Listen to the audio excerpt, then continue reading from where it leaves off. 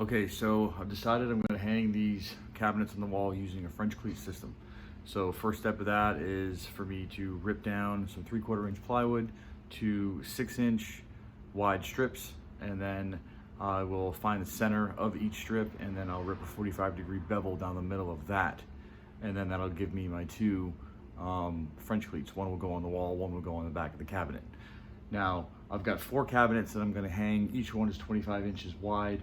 So I need 100 inches of French cleat. So I don't have a board that's 100 inches long. I don't have a plywood sheet that's 100 inches long. So I'm gonna have to make a few for the wall, or a couple actually. I think my board that I have is right now, the scrap left over is like 61 inches. So I'll make 1.5 of a cleat, and then we'll just line those up perfectly on the wall using a laser measurer, get them mounted. I'll show you how I'm gonna do that, and that's a couple steps ahead. So right now, let's rip the board down and then get our 45-degree bevel cut.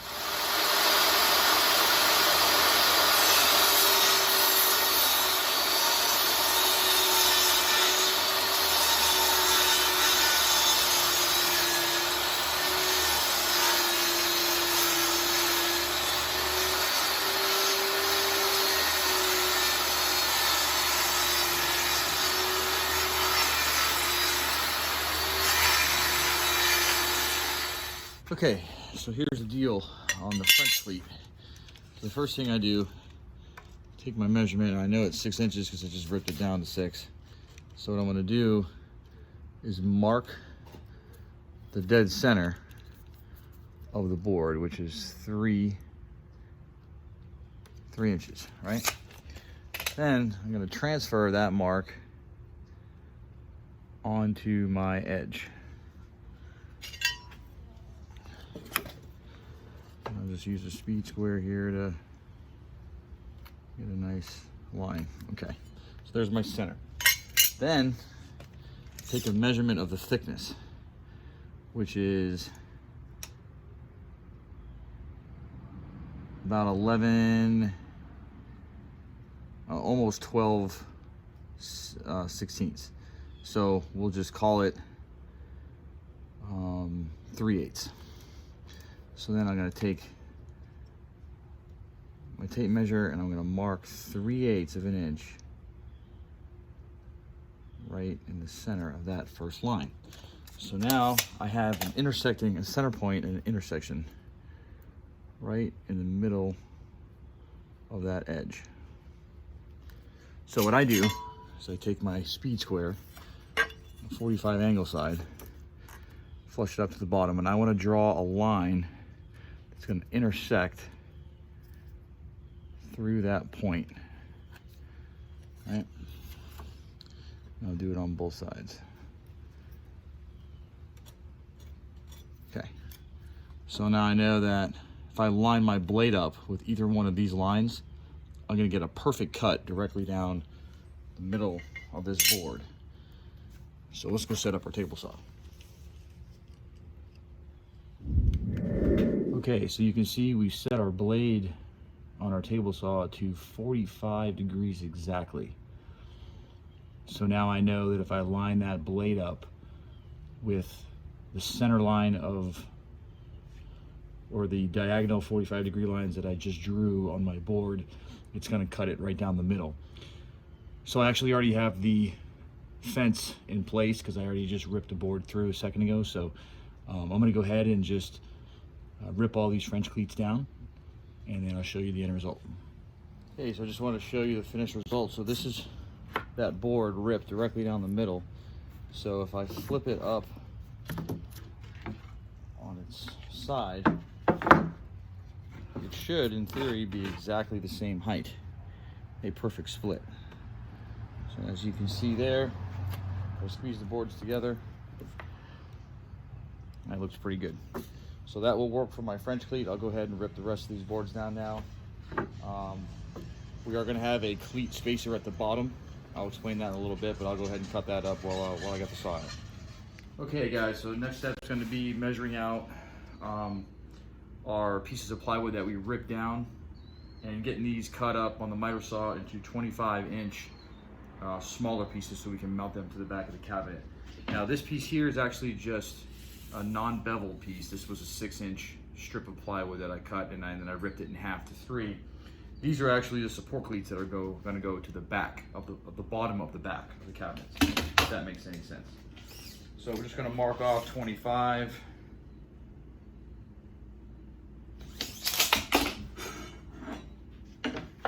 And then we'll do this for the actual French cleats as well, that are going to be mounted to the top of the back of the cabinets. And so I'll go ahead and mark all these out. I'll get these cut down, and then next step will be fastening the cleats to the back of the cabinet. So stay tuned.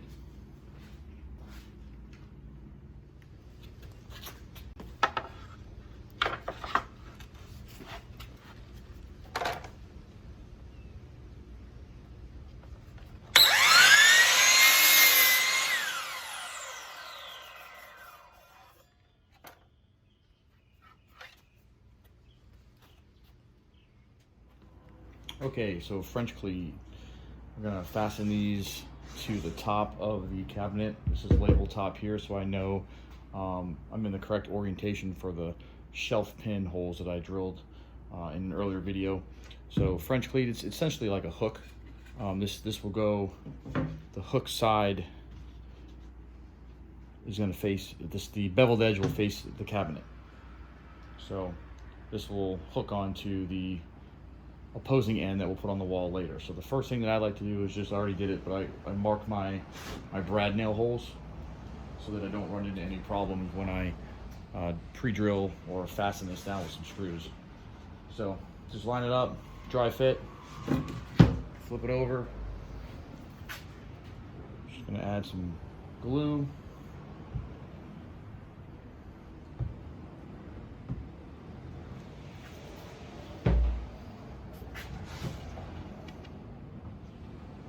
Line it up with my fingers, and then I like to just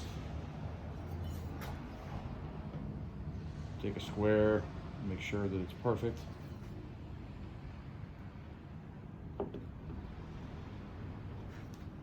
Good, good. I will just take some clamps and we'll just tighten this down to the cabinet so it doesn't go anywhere.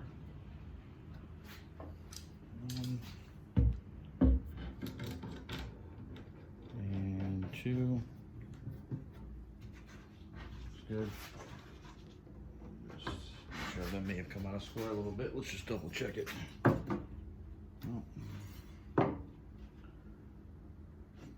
Very good. And I'm just going to pre-drill some holes for the screws.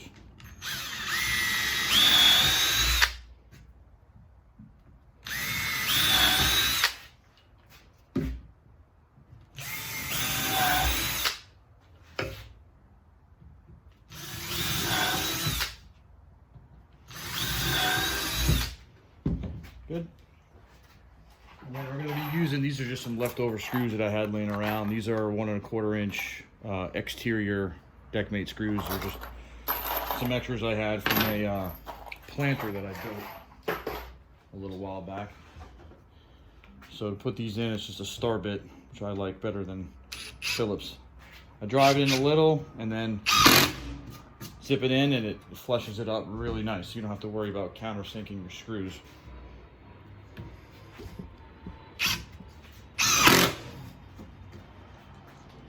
It's important that these screws do go into the wood and it's flush, because this is the part that's going to sit on the drywall and it has to be flush, otherwise it won't sit on the cleat securely.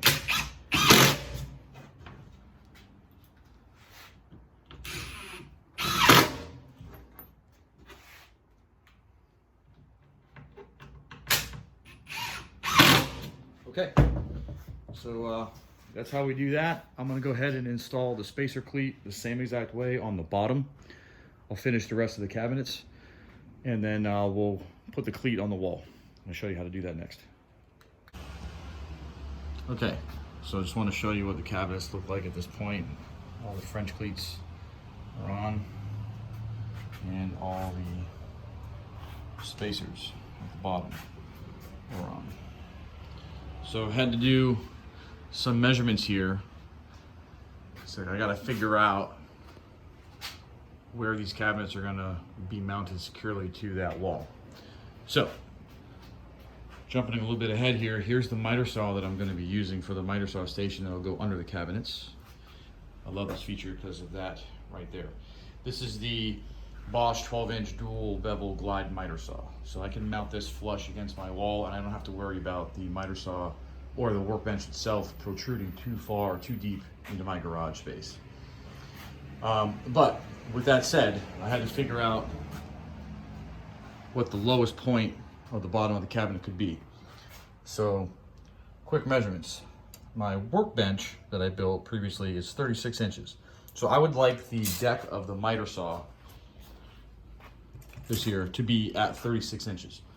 So I had to take a measurement from the deck on up to the handle at its highest point, just about a little over 25 inches. But I need room for my hand to get in there. So I just went ahead and we'll call it 28 inches. So 36 and 28, that gives me 64. Then I have to add 64 plus 31, because that's how high my cabinets are. That gave me 95. So now if we go over here, my wall, went ahead and already marked up there 95, and also made a mark over here 95. So that is the top of my cabinet. That's where the top of the cleat will be mounted securely. Also went ahead and marked my stud locations, because we will be using a specific type of anchor to mount this cleat to the wall, and I'll get into that in a minute. But that's how I ended up getting to that point. It's the math that I used. So next step will be to secure the cleat to the wall and then go from there. Okay, so we're at the wall here. Here's my French cleat, making sure that it's orientated correctly. Put that on the wall. Line that up to my 95-inch mark.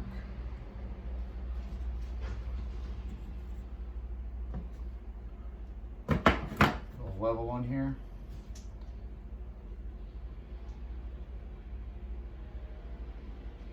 Okay, that looks pretty good. And we're not gonna mount this to the studs yet. I'm just gonna mount this to the drywall since I'm doing this by myself. I'm just gonna use one of these Trek cabinet screws, or like star bits with a washer head on it. So I'm just gonna tack one of these right through the wood.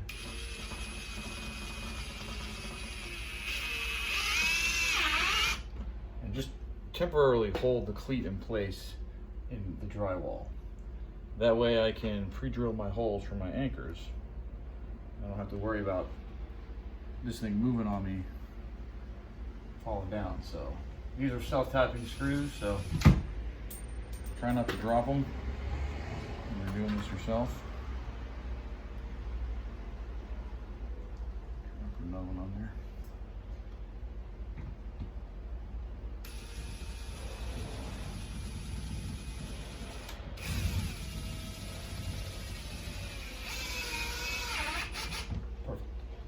Check for level one more time, we're good. Okay, for the anchor, this is what it looks like. It's a flip toggle bolt. Comes with 1/4 inch bolt. Now you can get this in a wood screw style head or a pan head. I like the wood screw for this application. And hopefully I won't have to do any countersinking on the cleat because I have that style head. If it was a pan head, I'd have to countersink that into here. So what you do, you got a 1/4 inch drill bit. I'm gonna put one here and one here. So we're gonna drill through the cleat, through the drywall.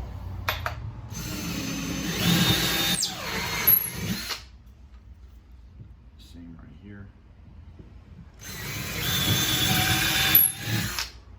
All right. Now go ahead and remove the cleat from the wall using our temporary screws.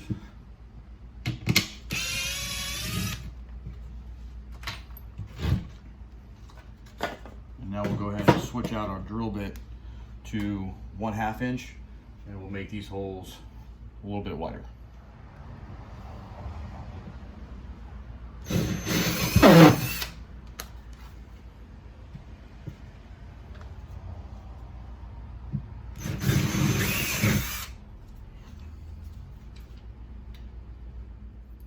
All right, as far as the bolt's concerned, I'm gonna push it into the hollow of the drywall, pull it back a little bit, and it's got a little nylon collar here, if you can see. Cinch that down, make it nice and tight, and we're just gonna break off the excess.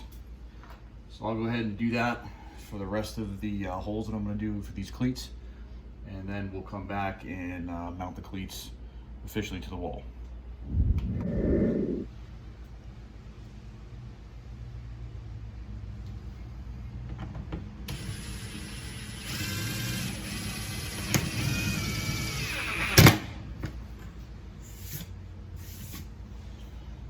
Okay, so you can see that there,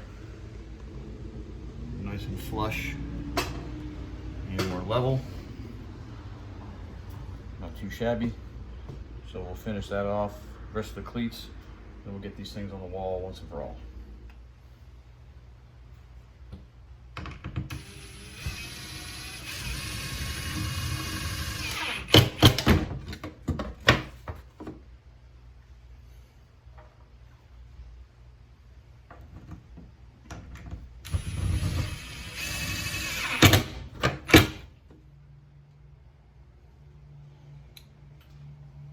Got one more to do at the end, and then we're on.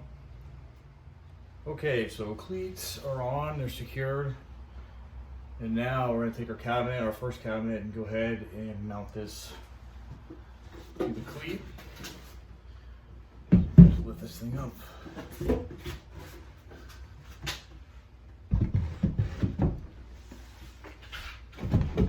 Get it nice and flush on this side.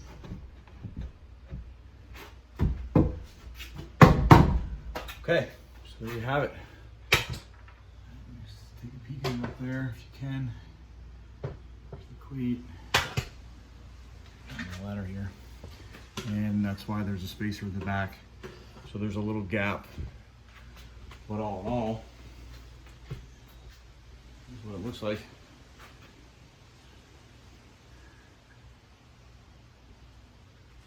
Go ahead and put the rest on, and I'll show you what it looks like when it's done.